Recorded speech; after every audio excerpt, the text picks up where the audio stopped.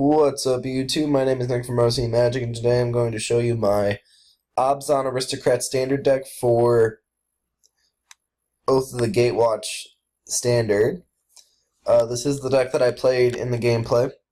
I'm sorry it did cut out. It took forever to finish. What happened is I did win that game 2. I top decked Smothering Abomination and got the beatdown in. And then game 3, I kind of just had 3 Ascendancies on board, and he couldn't do anything, so... We'll begin with the mana base. The fetch lands are 2 Windswept Heath and 2 Delta. I might cut the Deltas entirely because, like, they were okay for deck thinning, but they seem unneeded. If you can't afford fetch lands,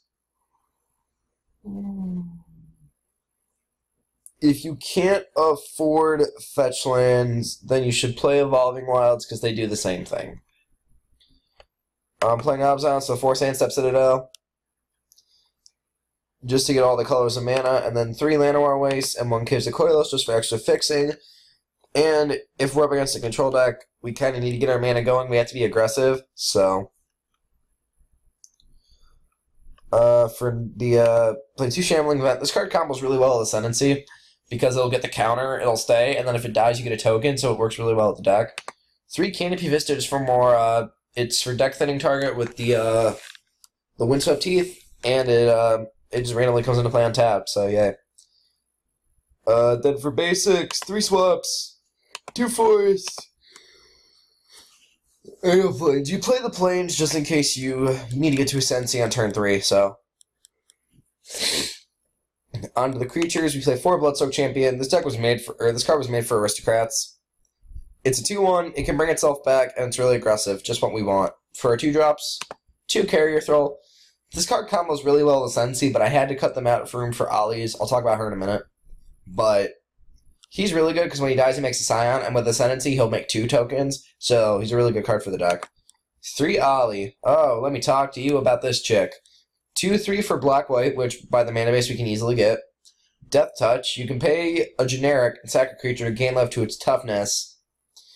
3 mana, generic, black-white, sack a creature other than herself. And you can exile a non-land permanent. The reason this card is in the deck is because 1, it's a sacrifice outlet, and 2, she draws so much removal I can't even tell you. People want to kill her ASAP because they don't want to deal with the body, they don't want to deal with the sacrifice effect. They want her dead, which means they're not killing any other big shit, so... This card was very, very needed for the Aristocrats deck. And then 4 Cutthroat, win condition, obviously, best card in the deck. If I could play 10, I'd play 10. For 3 drops, playing the 4 Catacomb Sifter. This card is a really good top deck. The fact that it provides 3 power and you get to scry whenever any of your creatures die is really powerful to get you through your deck so that you're not drawing land, you're drawing more spells. And then 3 Nantuko Husk. I cut it down to 3 because it clogged at 4 so hard. Like, I would open 3 Husk, 3 land, I'm like, keep.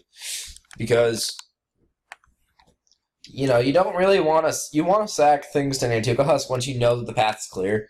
And I don't want to play Rogue's Passage because I don't want to open it and, like, a forest and I can't cast any of my black spells.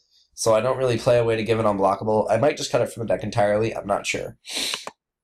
2 Grim Horror specs for draw power.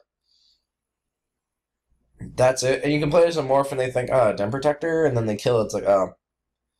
And then lastly, we have 3 Smothering Abomination. This card is God. 4/3 flyer, devoid. At the beginning of your upkeep, you have to sacrifice a creature, but whenever you sacrifice a creature, you get to draw a card. So when you sack your Eldrazi Scions for mana, you get to draw a card. Whenever you sack to Nantuko Husk, you draw a card. Whenever you sack to Ollie, you draw a card. Bone Splinters, the card is so good. It just generates so much advantage. And it also draws a lot of removal, but it's also really big, so that's expected. 2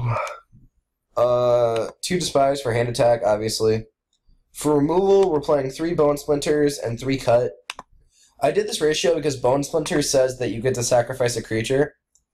So you can sacrifice your guys that benefit on death, and just get value by killing something, making a token, If you have Ascendancy, then, you know, GG. Speaking of Ascendancy, 4 copies. This card is broken. I don't give a fuck what anyone says. This card in this deck is legit broken as hell. When it enters play, put a 1/1 counter on everything. Make your tokens 2/2s. Think about that. Eldrazi Scions are 2/2s. Turn the motherfucker sideways.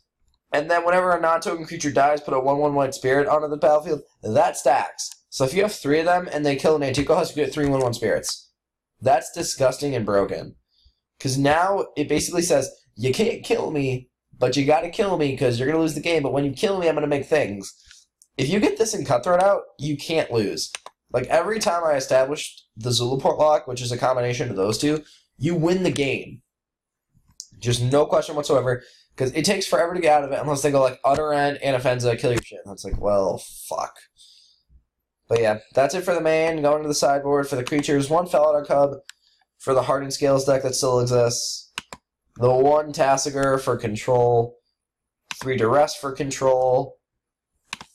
2 Evolutionary Leap, 1 Vampiric Rites for control. The reason that the sideboard is so much control hate is because control is one of the worst matchups for this deck. You can deal with aggro because you can gain a dickload of life. You can deal with mid-range because you can just clog the ground with creatures. But with control, it's really hard for you to get ahead because you can't really be that aggressive. I mean, you can be with like Ollies and Blood Soaks, but like, we're not playing Rakshasa Death Dealer. We're not playing any of that stuff. We're not a super aggressive deck. We are a mid-range deck, and sometimes we can play the control deck that just draws a bunch of cards and attacks for a huge amount of shit. So what Vampiric Rites does, as you can see on the screen here, that's why I'm not really explaining what a lot of these cards do. You can pay to sack a creature to gain a life and draw a card. And then Evolutionary Leap gets you to a creature. So if you can resolve one of those 2 early in the game against a control deck, it just gets you out of any hole. And it also provides a decent sacrifice outlet. So 3 Feed the Clan, life gain. And if you go like Antico Husk, sacrifice a sign, make it a 4-power creature, Feed the Clan, gain 10. Odds are you're going to win, so that's a bonus. 2 Immolating Glare. This is a new Oath of the Gatewatch card.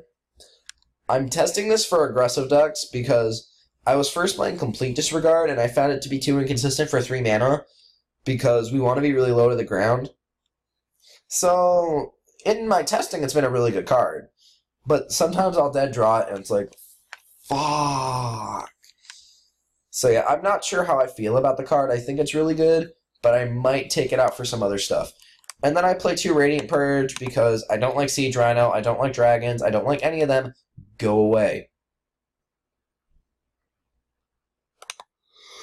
I'm thinking about Secure the Waste instead of Immolating Glare. Because with this card, if they'll ever pop up,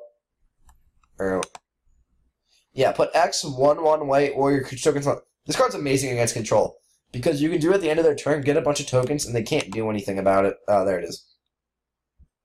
So if I wasn't playing Immolating Glares, I think I would play Secure just because it's like the ultimate anti-control card. But again, you do need to stop the aggressive decks because they'll kill you on turn 4 before you can set up the engine. So, quickly talk. The deck's good matchups. Again, it's really good against aggressive decks because you have Cutthroat and Feed the Clan to gain life. You're really good against mid-range because you can clog up the ground. And the Abzan Ascendancy makes spirit tokens that fly, so you can get over Siege Rhinos and Den Protectors in the mirror match.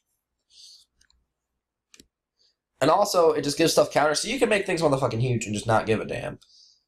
Again, control's your weakest matchup, but the deck is really toned to control. Plus, Shambling Vent's a really good anti-control card, so that's why it's in the deck too. But yeah, that's it for my Abzan Aristocrats list for Oath of the Gatewatch Standard. Leave any suggestions that you guys have in the comment section below. I'm Nick from OGW Magic. Thank you guys for watching, and I'll see you guys next time.